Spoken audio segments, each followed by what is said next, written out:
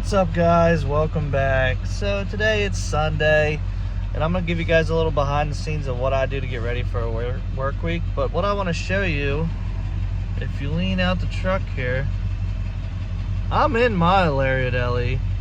There's another one sitting right here. That one just happens to be four-wheel drive. Well, it is a muddy mess down here. But I don't really have a choice. I'll just have to clean the truck off today because I need to get this dropped off, and we're running the flatbed this week. Oh, single cab. So, go ahead and get this thing dropped off here. Kind enough to have a spot to park this stuff for free, so I'm not complaining about being muddy. Well, there you go. Not too terrible. Didn't get too muddy yet.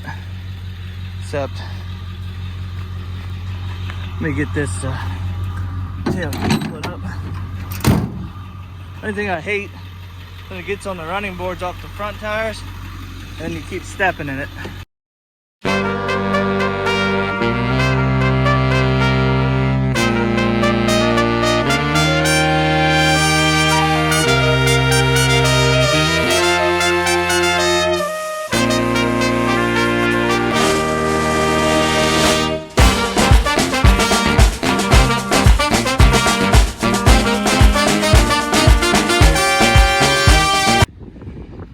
Well, that's one way to load a truck up over the back. Gotta optimize all the room you have. 4 chains, 4 binders, bed to go with it. So I'm gonna get some diesel here at this Wawa because the last thing I'm gonna do in a couple miles that way is run out of fuel on the Bay Bridge. I'm gonna do a quick walk around, check our chains on this thing, and get ready to head to Kentucky. So, figured I'd hop in here and tell you guys. I'd started that video yesterday, or the beginning of this video, which was yesterday, saying I was gonna take you guys on a ride, or on a day of getting ready for the road. Well, 2 things happened yesterday. Got sick. My daughter had like this 24-hour like stomach bug that was like, just upset stomach, like no matter what. And I got it. And I'm coming out of that now. It's been about 24 hours and I feel okay. Then I pinched a nerve in my back, or like in my neck. So if I'm looking at you straight on, that's all the farther I can turn my neck to the left. To the right I can go that far, but to the left I can't really get it. So I'm having to like shift my whole body to look in the mirror and stuff. But that happened this morning. But now that's getting a little better too. So yesterday I didn't get the camera out. I did all my normal. I had to move this bed forward on the trailer. I had to switch trucks. I did all that. I didn't have the camera out because I was just wasn't feeling very hot. So that's that. So where this load actually heads out to Kentucky and to I know that guy that just went by. Heads to Kentucky and Indiana, and then we'll see what we get into after that. Repairs. Alright, well, we just crossed into Kentucky. We have, I don't know, how far is Louisville from here? 173 miles. No, I tried to call this, I looked this place up on Google, and it says they only take deliveries till 3. So I'll be there at 3:27. They're up until 5. Try to call them and be like, hey, courtesy, if you could please unload me. I only have 1 bed. Like, it's not like you're unloading an entire 53-foot semi full of stuff. I get it, and a lot of places do that is so like you don't show up at 4:30 when they close at 5 and you have an entire trailer to unload. I called and left a message, but the chances of me hearing something back is slim to none. Well, at least I can say I tried, but I'll just show up and try to do some schmoozing, and it shouldn't be an issue. The reason I want to get this off is because then I have enough time to bounce to get this truck unloaded, and then from there I'll shut it down in somewhere in Indiana, and I'll bounce right back to Louisville Copart to pick up the head home tomorrow. The reason I want to get this bed off first instead of just going to Indiana and coming back is because I don't want to put my aluminum ramps out and unload this thing over the back. You saw we loaded it over the back. I could do it. It's not as sketchy as it seems, but I would just rather not, if that makes sense. This thing's lifted, it's got big tires, it's heavy. I'd rather be safe. So I gotta pass Louisville to get to this place, so I might as well just drop the bed off, continue on, and then I can start making my way back in the morning and be at Copart as soon as they open at 8. Which reminds me, I need to get on here and make an appointment so I can make sure I get an 8 o'clock spot. Not sure how busy their Copart is, but you know, Louisville's a big city, so sorry if the audio is a little crappy. It's a really windy day. We've got like a side wind coming in, and I guess it's probably the mirror gusset that needs to be replaced. It's got a little bit of wind noise there, but I'll let you guys go. I do need to get fuel. I'm not sure. And seeing some of these old like steel mill places out here in West Virginia and Kentucky, it's like, where has time gone when those places were built? No coal mines. You see a bunch of pipeline equipment going up and down the road, a bunch of oversized loads. So I came 70 to 68 to 79 to 64. So I came up over 68 in Maryland this morning, and there's some snow on the ground. The road was just wet, so no excitement there. But I'll talk to you guys here in just. So that plan kind of fell apart. I was gonna be there a smidge after 3 o'clock, and I hadn't heard from anybody.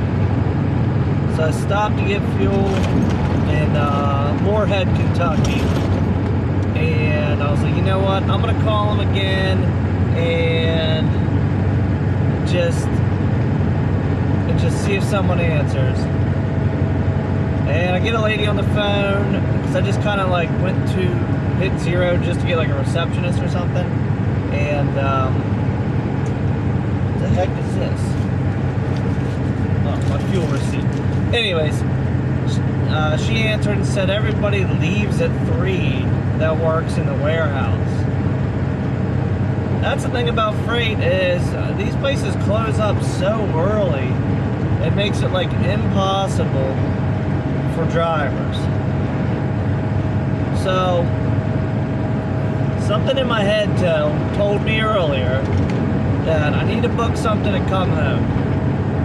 I had another carrier I was going to help out. The product might not be ready, might be ready. Don't really wait around type deals. So I was like, I'll start looking.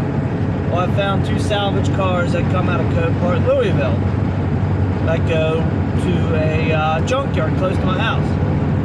So I was like, you know what? They don't pay as much, but I'll be in Louisville. If something happens and I have to stay in or close to Louisville, that'll work out. It's like, I'll just book them. So I booked them, and then that's when I found out that I'm gonna have to unload tomorrow morning in Louisville. So what I'm gonna do is just go drop the truck off, use the ramps, unload over the back, which I'm okay with. And then first thing in the morning, they open at 7 o'clock. I can unload the truck bed in Louisville. And then it's like 30 minutes over to the Copart, which I have an 8:30 appointment to pick up my 2 cars. Not the way I wanted to do it. It works out. I'm not making as much money if I would have taken this other load, but the company took like, and it worked out because that load was coming out of Indianapolis, and the company just took way too long to get it assigned to me. So I mean, they were trying to call me earlier, and it's been 4 hours at this point. So anyways, sometimes it works out. A little frustrating, but it kind of is what it is. have something to go back on my trailer. I already checked on, already scheduled my appointment on Copart and already checked to make sure they were paid for. And like I said, the junkyard's close to my house and I've been there before.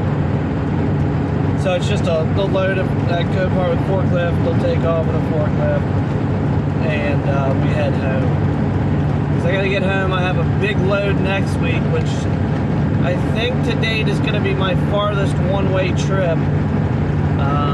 But I'll talk about that more later. I'm still kind of working out the details on it, but we'll see what happens.